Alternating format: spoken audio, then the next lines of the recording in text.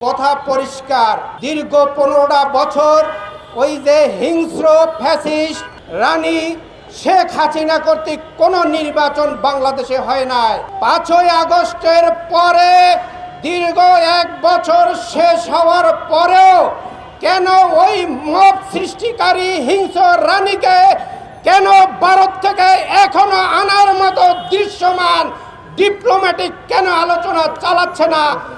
এই যে বর্তমান উপদেষ্টা মণ্ডলী, আমি আহ্বান জানাবো আপনাদের যার যার অবস্থান থেকে চলে যান, কিন্তু এর আগে একটি ভালো নির্বাচন, গ্রহণযোগ্য আন্তর্জাতিক মানের নির্বাচন দিয়ে একটি রাজনৈতিক সরকার প্রতিষ্ঠা হবে এবং বাংলাদেশের যত মব সৃষ্টিকারী আওয়ামী লীগের ফ্যাসিস্ট গ্রেফতার করে ওই জেলখানায় বড় তাদেরকে যথাযথ শাস্তির জন্য ব্যবস্থা করতে হবে।